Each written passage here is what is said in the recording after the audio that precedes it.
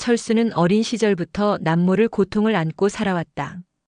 그것은 다름 아닌 과민성 대장증 후군이었다. 학교에 다닐 때도 수업 시간에 갑자기 배가 뒤틀리듯 아파오면 얼굴이 창백해졌다. 교실 문을 나서 화장실로 달려가는 일이 잦았고 친구들의 시선은 늘 불편했다. 또 화장실이야? 라는 농담 섞인 말이 들려올 때마다 철수는 고개를 숙였다. 아무리 참으려 해도 그의 장은 자기 마음대로 움직였다. 세월이 흘러 그는 직장인이 되었다. 하지만 상황은 크게 달라지지 않았다. 영업이라는 직무 특성상 거래처를 찾아다니고 길게는 몇 시간씩 이어지는 회의 자리에 앉아야 했다. 그럴 때마다 철수는 가슴이 조마조마했다. 갑자기 배가 쥐어짜듯 아파오면 머릿속은 온통 화장실, 화장실이라는 단어밖에 남지 않았다. 한 번은 큰 거래처에서 중요한 계약 협상이 있었다. 사장과 부장 그리고 거래처 직원들이 한자리에 모였다. 철수는 자료를 펼쳐놓고 설명을 이어가던 중이었다. 그런데 그 순간 불길한 신호가 배 안에서 꿈틀거렸다. 식은땀이 이마에 맺히고 목소리가 떨리기 시작했다. 그는 어떻게든 집중하려 했지만 파도처럼 밀려오는 복통은 잔인했다. 결국 철수는 중간에 말을 멈추고 서둘러 회의실 밖으로 나가야 했다. 당황한 시선들이 그를 따라왔고 철수는 모욕감과 죄책감에 휘청거리며 화장실로 뛰어갔다. 출장길도 마찬가지였다. 거래처로 향하는 차 안 동료와 함께 긴 대화를 나누던 중에도 갑자기 배가 뒤틀릴 때가 있었다. 한 번은 고속도로 한복판에서 식은땀이 쏟아져 내려와 차를 세워달라고 애원한 적도 있었다. 휴게소까지 거리는 너무 멀었고 그 짧은 순간이 10년은 늙은 듯한 공포로 다가왔다. 조금만 참아라, 조금만 스스로를 다독였지만 몸은 도무지 말을 듣지 않았다. 철수는 매번 화장실에 겨우 도착했을 때 안도의 한숨을 내쉬곤 했다. 그러나 그 순간이 지난 뒤엔 언제 또 찾아올지 모르는 불안감이 가슴을 짓눌렀다. 남들이 보기엔 그는 평범한 영업사원일지 몰라도 그의 하루는 늘 불확실성과 싸우는 전쟁 같았다. 동료들은 모르는 듯 농담을 던졌다. 철수 씨, 화장실이 제일 친한 친구 아냐? 웃어넘기려 했지만 속은 쓰렸다. 그는 속으로 생각했다. 왜 나는 평범하게 살 수 없을까? 왜 내 몸은 늘 이렇게 나를 괴롭히는 걸까? 그럼에도 불구하고 철수는 일을 그만둘 수 없었다. 먹고 살아야 했고 자신이 맡은 일을 포기할 수도 없었다. 그는 항상 거래처 건물의 화장실 위치를 미리 확인했고 이동할 땐 휴게소까지의 거리를 계산하며 다녔다. 늘 가방 안에는 약이 있었지만 약도 완벽한 해답은 되지 못했다. 철수의 삶은 그야말로 끊임없는 긴장의 연속이었다. 배가 고요할 때는 잠시 자유를 느꼈지만 언제 찾아올지 모르는 발작 같은 복통이 그의 일상과 자존심을 늘 흔들었다. 그리고 철수는 매일같이 다짐했다. 오늘도 무사히 지나가자. 오늘도. 그러나 마음 한구석에는 늘 간절한 소망이 자리 잡고 있었다. 언젠가는, 정말 언젠가는 이 고통에서 벗어나 배의 눈치를 보지 않고 자유롭게 웃으며 살 수 있기를. 철수의 하루는 그렇게 불안과 인내, 그리고 희망 사이에서 이어지고 있었다. 철수는 어느 밤 또다시 복통 때문에 잠에서 벌떡 깼다. 침대 모서리에 앉아 땀에 젖은 셔츠를 부여잡고 숨을 고르며 휴대폰을 켰다. 검색창에 회의 중 갑자기 배 아픔, 출장 중 화장실 같은 단어를 몇 번이고 남겼던 그는 이번엔 더 길게 타이핑했다. 과민성 대장증 후군 잘 보는 병원. 끝없이 뜨는 후기들 사이로 한 병원이 유난히 눈에 들어왔다. 설명은 간결했고 예약은 빽빽했으며 후기는 이상하리만치 구체적이었다. 대장 내시경 깔끔, 설명 자세, 생활 습관까지 체크. 누군가는 여기 다녀온 뒤로 출장이 덜 무섭다고 적어두었다. 철수는 그 문장에 오래 멈춰섰다. 덜 무섭다. 자신이 가장 필요로 하는 문장이었다. 그 길로 새벽 예약 시스템을 열어 가장 빠른 날짜를 잡았다. 병원에 간 날 대기실은 깨끗한 소독약 냄새와 낮은 볼륨의 클래식 음악으로 채워져 있었다. 사람들은 각자의 사연을 품은 표정으로 앉아 있었고 철수도 그들 틈에 조용히 섞였다. 접수 데스크의 직원이 물었다. 불편하신 증상이요? 철수는 되도록 담담하게 말했다. 회의 중, 운전 중 예고 없이요. 갑자기요. 진료실 문이 열리고 의사는 부드러운 인상으로 철수를 맞았다. 문진표를 훑어보고 몇 가지를 물었다. 언제부터였나요? 어릴 때도 그랬고 요즘은 더 자주 영업이라 회의가 길면 더 불안해집니다. 그렇군요. 체중 변화나 혈변, 열, 밤에 자다 깰 정도의 통증은요? 아니요. 다만 불시에. 좋습니다. 기본 검사는 하고 대장 내시경도 진행해 봅시다. 확인하고 이야기해요. 검사 전날 철수는 절식과 장정결제를 먹으며 스스로에게 말을 걸었다. 이제는 결론을 보자. 장이 비워지는 소리가 집안을 적막하게 울렸다. 낯선 밤이었지만 그만큼 희망이 있었다. 다음 날 그는 수면으로 조용히 가라앉았다가 누군가 어깨를 가볍게 두드리자 서서히 눈을 떴다. 회수실의 형광등이 흐릿하게 번졌고 곁에 선 간호사가 미소를 지었다. 고생하셨어요. 잠깐만 계시면 의사 선생님이 결과 설명해 주세요. 진료실에 다시 들어섰을 때 의사는 모니터를 돌려 보여주었다. 매끈한 장벽이 사진 속에 연속으로 펼쳐졌다. 깨끗합니다. 용종도 염증도 없어요. 구조적으로는 아주 건강합니다. 철수는 어리둥절했다. 그런데 왜? 의사는 고개를 끄덕이며 말을 이었다. 왜가 중요한 병입니다. 흔히 말하는 과민성 대장증 후군 IBS는 장 자체의 기계적 고장이라기보다 장마이너스의 축이라고 부르는 연결의 민감성에서 비롯돼요. 쉽게 말해 마음이 긴장하고 불안해지면 장이 그 신호를 과하게 받아 반응하는 겁니다. 의사는 철수를 똑바로 바라보며 말의 속도를 조금 늦췄다.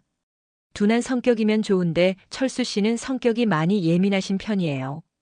상황을 빨리 파악하고 실수를 경계하고 눈치를 보죠. 영업하시죠? 항상 누군가와 마주 앉아 평가받는 자리. 몸이 그 긴장을 그냥 넘기지 못하는 겁니다. 철수는 내려다본 두 손에 힘을 주었다. 그 말은 비난이 아니라 오랜 시간 스스로도 느꼈던 궤적을 조용히 짚어내는 손길 같았다. 회의실 의자의 미세한 삐걱거림, 고객의 무표정, 정시에 시작되지 않는 미팅, 차창 밖 휴게소 표시판까지 모든 것이 경보처럼 울리던 순간들이 스쳐갔다. 의사는 서랍을 열어 작은 샘플 상자 하나를 꺼냈다. 제가 추천하는 유산균이 있어요. 락토핏이라고 예민한 장에 맞춘 균주 조합입니다. 물론 이것만이 해답이라는 뜻은 아닙니다. 다만 철수 씨처럼 예민성이 높은 분들에겐 바닥의 울컥임을 낮추는데 도움이 되는 경우가 많아요. 잠시 멈춘 뒤 의사는 단정하게 덧붙였다. 이 유산균만 매일 복용하시면 분명히 효과가 있으실 거예요. 하루도 빼먹지 말고 같은 시간에요. 장은 리듬을 좋아합니다. 그 말이 방 안에 가볍게 내려앉았다. 철수는 상자를 받아들고 오래 바라보았다. 작은 캡슐병이 들어있을 뿐인데 묵직했다. 희망이라는 단어가 어딘가에서 느리게 몸을 일으키는 느낌. 그는 조심스럽게 물었다. 정말 나아질까요? 의사는 미소 지었다. 철수 씨가 매일 같은 자리에서 약속을 지키면 장도 곧 약속을 지킵니다. 예상 가능한 리듬. 그게 불안의 반대를 만듭니다. 진료실 문을 나왔을 때 복도 끝 유리창에 낮 햇빛이 가늘게 칼날처럼 들어와 바닥에 빗줄을 만들고 있었다. 철수는 샘플 상자를 코트 주머니 깊숙이 넣고 접수 데스크에서 안내받은 복용법을 다시 확인했다. 하루 한 번 식후. 가능하면 아침. 물 충분히. 엘리베이터가 내려오는 동안 그는 자신이 지금까지 해온 습관들을 떠올렸다. 거래처 건물에 들어서면 가장 먼저 화장실 위치를 확인하고 회의실에 앉으면 출구와 복도를 가늠하는 버릇, 그 모든 게 몸이 만든 방어선이었다. 이제는 그 방어선 옆에 작은 깃발 하나를 꽂을 시간이었다. 매일 같은 때에 하나의 캡슐을 삼키는 일. 어쩌면 사소하지만 몸에게는 새 언어를 가르치는 일. 1층 로비를 지나 도로로 나서자 바람이 차가웠다.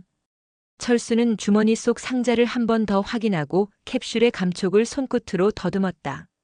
종이봉투의 사각거림이 신기하게 안심을 주었다.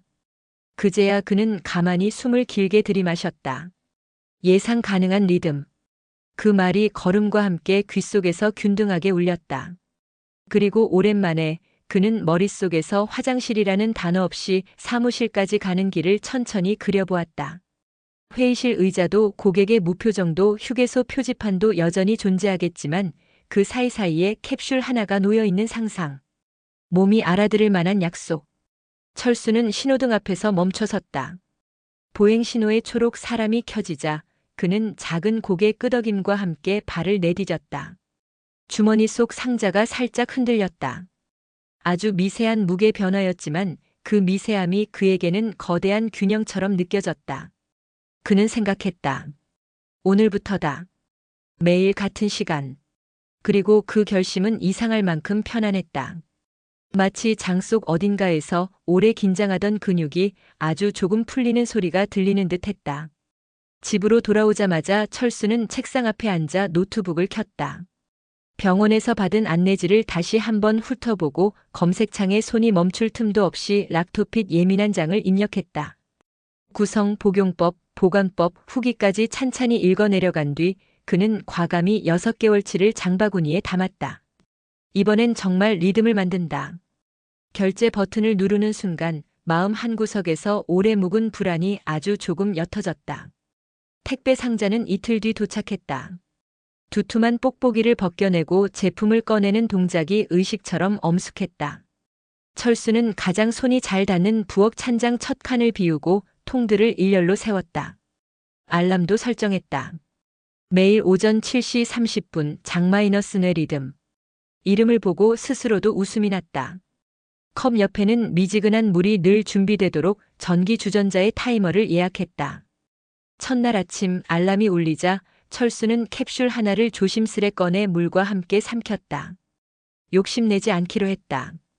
곧바로 효과를 바라느니 약속을 지키는 시간이 더 중요하다는 말을 떠올렸다. 두 번째, 세 번째 날도 같은 시간에 같은 동작을 반복했다. 그 사이 일상은 변함없었다. 회의실의 공기는 여전히 건조했고 고객의 표정은 여전히 무심했다. 그러나 마음 한쪽에는 작은 표시등이 켜졌다. 오늘도 나는 한 번의 약속을 지켰다는 초록색 불빛이었다. 일주일이 지나도 큰 변화는 느끼기 어려웠다.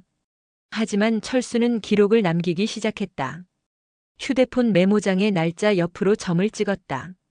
화장실을 간 횟수만큼 점을 찍는 단순한 표였다. 어느 날은 12개, 어느 날은 8개. 그 숫자들은 철수의 하루를 통째로 보여주는 비밀지도 같았다. 그리고 둘째 주가 끝날 무렵 그는 미세한 변화를 알아챘다. 점의 개수가 줄기 시작한 것이다. 10이 넘던 점이 9, 8, 7으로 내려왔다. 셋째 주에는 5이었고 넷째 주에는 3점만 찍힌 날이 2번이나 있었다. 출근길도 달라졌다.